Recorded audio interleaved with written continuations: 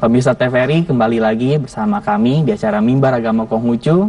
Masih kita membahas tentang peranan perempuan dalam masa pandemik ini. Nah, tadi pembincangan kita sangat seru tentang apa yang menjadi faktor yang menyebabkan kekerasan di rumah tangga. Bagaimana sih memang yang harusnya dilakukan ketika memang situasi seperti ini gitu. Bisa lanjut tadi yang... Oke, seperti tadi yang sudah saya ungkapkan, di mana perempuan itu harus mempunyai wawasan yang lebih tinggi ya, di mana kalau dia mempunyai wawasan pengetahuan, tentunya tidak akan diperbuat semena-mena oleh suami gitu ya, karena kita juga mempunyai satu kekuatan. Sebenarnya lahirnya seorang pemimpin ya, pemimpin besar maupun pemimpin dunia itu dari hasil seorang perempuan ya, hasil didikan orang tua. Kita bisa lihat anak yang misalnya dia main sembrono aja, tidak antri atau apa gitu, oh berarti didikan orang tuanya kurang benar gitu ya.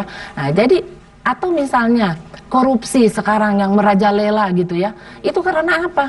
Nah nilai-nilai keagamaan kurang ditanamkan kepada anak pada saat dia kecil sampai dia besar. Nah nilai-nilai itu yang harus seorang perempuan ataupun seorang ibu harus bisa menanamkan kepada anak-anaknya. Jadi walaupun godaan yang begitu besar, dia tidak akan terpukau dengan nilai uang yang didapat tidak dengan halal gitu. Jadi memang peran perempuan itu sangat agung, sangat mulia. Dia bisa mensejahterakan keluarganya, anak-anaknya, ya kan? Dan juga bisa mensejahterakan masyarakat. Semua dari perempuan. Nah, baik. Nah, terus itu kan peranan perempuan. Nah, terus kita penasaran juga untuk peranan anak di dalam menghadapi ketika keluarga sedang ada kekerasan, konflik. Apa sih yang anak ini lakukan gitu sebagai penengahnya? Apa yang akan dilakukan ketika kita tahu papa kita di PHK dan akhirnya ada konflik? Nah, mungkin bisa diberikan pendapat. Iya.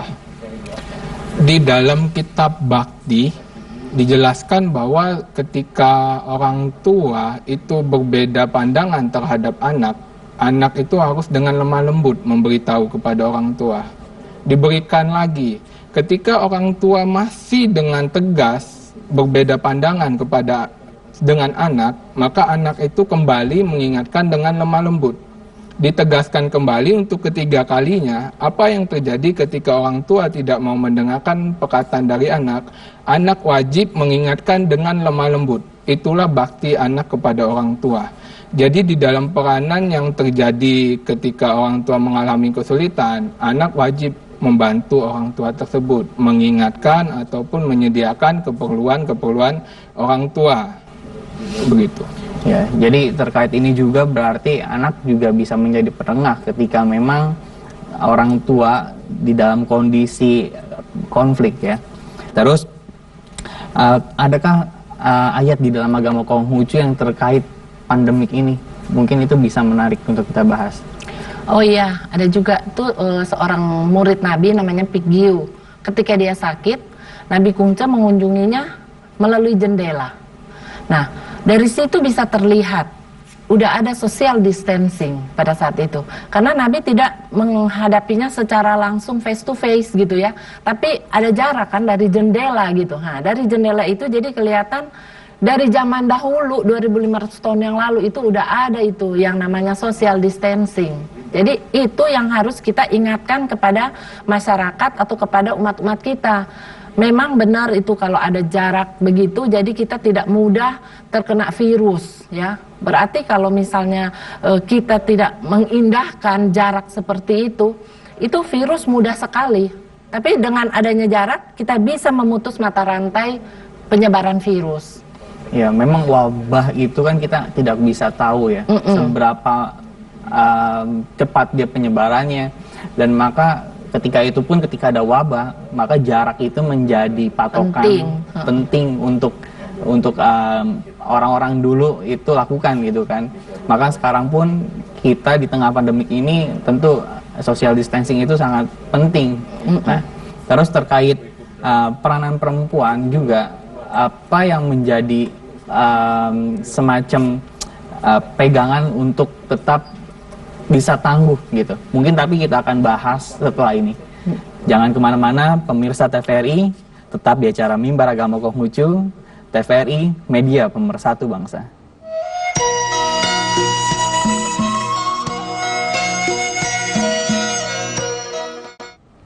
Kembali lagi bersama saya di acara Mimbar Agama Konghucu. Terima kasih pemirsa TVRI telah setia bersama kami.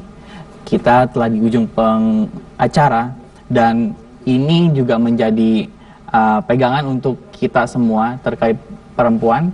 Apa yang menjadi pegangan perempuan agar tetap tangguh? Mungkin Ibu bisa menjelaskan.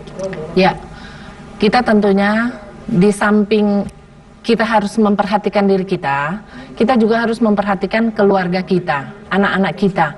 Jadi dari rumah itu kita harus memberikan edukasi yang benar tentang virus COVID-19 yang lagi marak saat ini ya. Nah, dari anak-anak kita harus sering membuat supaya mereka biasanya cuci tangan cuma asal-asal.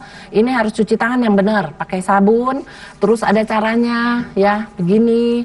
Terus begitu selesai kita harus kalau misalnya mau keluar, kalau memang yang penting-penting banget, kalau nggak perlu di rumah. Nah, dan sebagai ibu biar supaya anaknya tuh betah di rumah, kita harus menciptakan suasana yang nyaman, yang damai, supaya anak-anak betah. Kita bisa ajarin mereka bagaimana cara menggunakan Zoom, ya, bagaimana mereka belajar secara online, karena di sekolah kan sekarang rata-rata suruh memakai Zoom meeting atau memakai Google Meet atau apa yang sejenis seperti itu. Itu kita bisa ajarkan kepada anak-anak. Dan juga kita menyediakan makanan yang bergizi buat keluarga kita. Karena kalau makanan yang bergizi itu tentunya stamina kita lebih kuat untuk melawan virus corona. Dan juga berbagai edukasi kita sampaikan kepada anak-anak, kalau mau keluar jangan lupa bawa hand sanitizer dan harus selalu membawa masker cadangan, karena masker yang dipakai itu apalagi yang kain tuh paling maksimal tuh sekitar 4 jam, setelah itu harus diganti. Nah, jadi hal-hal yang seperti itu yang harus kita edukasi kepada anak-anak, jadi mereka bisa melindungi diri sendiri dan juga melindungi teman-temannya maupun di sekitar mereka itu. Jadi semua aman, sampai masyarakat juga bisa aman, dan juga semoga dengan semuanya melakukan seperti itu, mata rantai dari COVID-19 ini bisa segera terputus. Terima kasih. Baik. Dan bagaimana untuk peranan anak? Ini kan juga cukup penting ya. Iya. Seperti yang kita sama-sama tahu, bahwa yang namanya pemuda dan pemudi itu suka sekali yang namanya nonton bioskop, jalan-jalan, kumpul, nongkrong, main kafe. Mohon teman-teman tetap jaga jarak. Sebisa mungkin hindari tempat-tempat umum. Sebisa mungkin aktivitas dilakukan secara virtual. Bisa melalui aplikasi apapun namanya itu bisa. Tetapi tidak tatap muka, nongkrong di kafe tidak seperti itu teman-teman. Jadi dalam kesempatan ini teman-teman selain menjaga kesehatan secara jasmani, tetap jaga yang namanya rohani. Jadi teman-teman tetap sehat secara jasmani dan tetap sehat secara rohani. Baik, dan tetap yang namanya anak itu harus berperilaku bakti kepada orang tua, walaupun banyak konflik, anak sebagai penengahnya.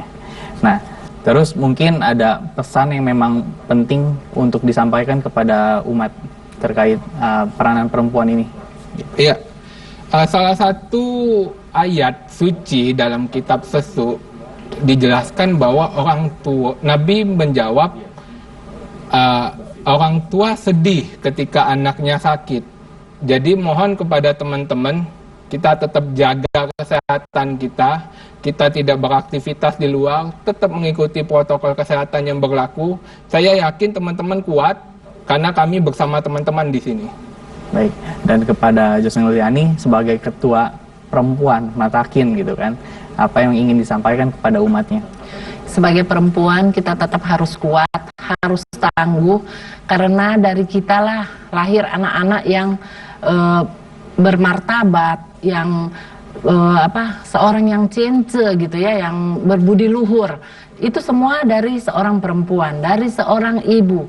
Jadi kita harus bisa juga harus bisa menambah wawasan kita, pengetahuan kita. Jadi kita harus senantiasa belajar dan selalu berlatih. Belajar dan selalu berlatih, tidakkah itu menyenangkan ya? Nah, banyak-banyaklah belajar, kurang jelas tanyakanlah. Berpikirlah hati-hati, uraikan sejelas-jelasnya dan laksanakan itu dengan setulus hati. Niscaya tidak akan ada sesal di kemudian hari. Terima kasih. Baik, memang kuncinya belajar ya. Iya. Penting sekali untuk memantapkan wawasan, Iya. agar tidak ada terjadinya konflik-konflik. Ya, memang ini perbincangan sangat menarik dan mungkin kesimpulan ini pun bisa menjadi acuan bagi umat Konghucu, khususnya perempuan, baik itu pun laki-laki juga. Kami ucapkan terima kasih banyak atas kehadiran Tocin Destianti dan Joseng Wiliani Lomto. Saya ucapkan terima kasih banyak. Saya Aldi Destian Satya pamit dalam acara Mimbar Agama Konghucu. Jangan lupa saksikan acara Mimbar pada episode lainnya. Dan akhir kata saya ucapkan salam dalam kebajikan. Wai Tetuntian VRI Media Pemersatu